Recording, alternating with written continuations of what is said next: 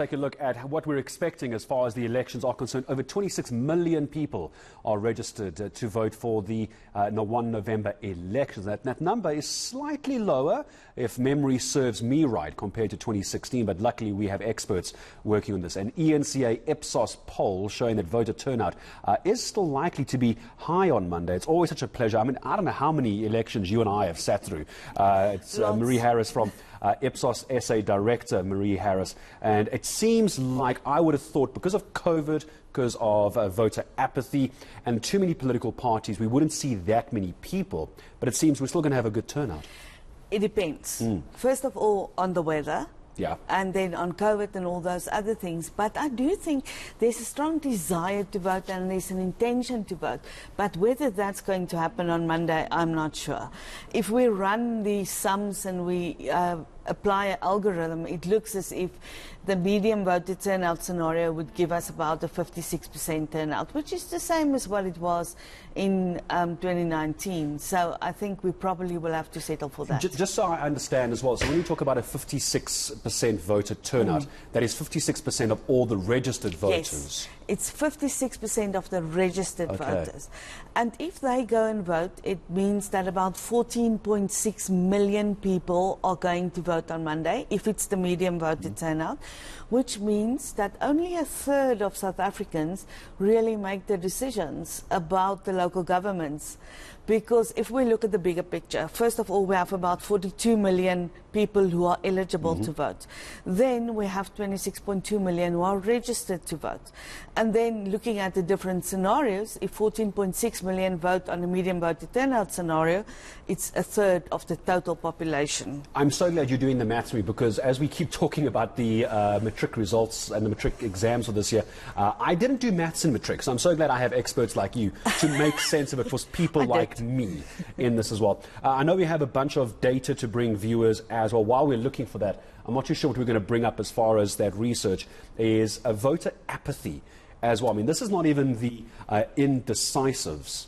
These are the people who've decided absolutely not going to take part in the election. Any ideas to why? Research? Yes, there is quite a few people who say they do not have any trust in politics or politicians.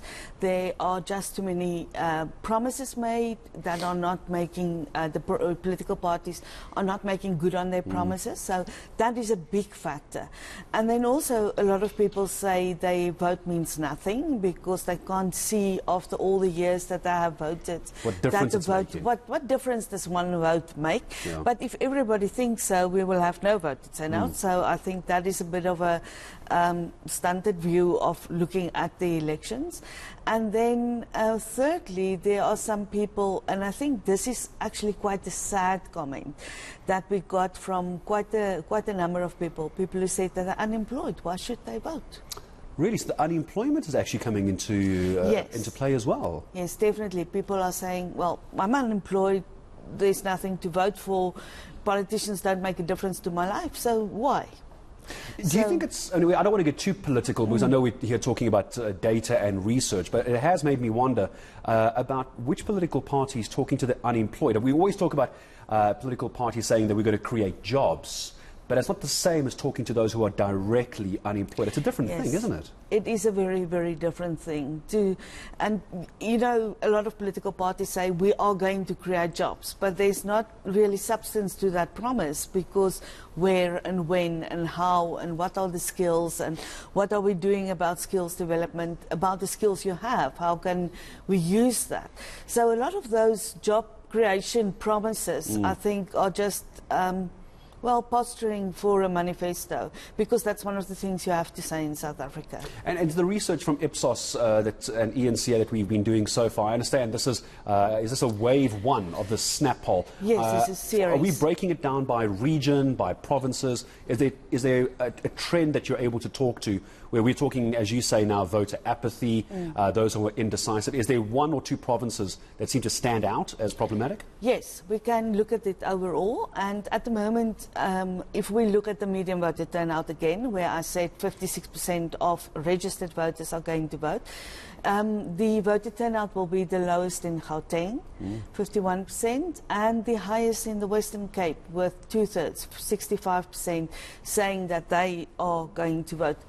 doing quite a complicated algorithm, so take my word for it on this stage. Well, there it is actually behind us. If you take a look behind Yes. you, Marie, that's actually, I think, what we're talking about. That's exactly what we're talking about. But then you can see there's quite a lot of provinces, and exactly the rural provinces saying about 57% saying Limpopo, the Eastern Cape, Northern Cape, Northwest saying that they will go and vote. So I think there, especially in rural provinces, there's quite a apathy, not an apathy, an attitude that they will go and vote. And they're going to go out and make their choices. I suppose it still comes down to who are they going to vote for in the end, which is what will allow the IEC to do as well. I saw a graphic, and we're going to ask our team to bring up the graphic, men versus women. This is always a fun one. So let me ask the dangerous question. Here, you and I are social distancing, so you can't actually reach me to hit me. Yes. So who's better? Who's better at this? Women are much better voters than men. You got data to support this? I have data to support it, and so has the IEC, because there are probably more than 2 million women more than men who are registered to vote.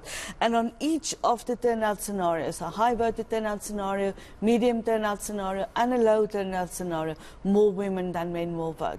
I think men and women sometimes vote for different things, but in general, women are better voters than men are. And as always, I'm going to ask all the gentlemen watching at the moment, don't let us down come the 1st of November. You can actually go out and see if we can't do a better job of it than we have in previous elections. What a pleasure. Thank you so much, Marie Harris from IPSOS. It is an eNCA IPSOS poll. We understand there's going to be many, many more of these as we build up to the elections and, of course, on Election Day and once we start getting the results. Marie Harris, always such a pleasure to have us, to join us here from IPSOS.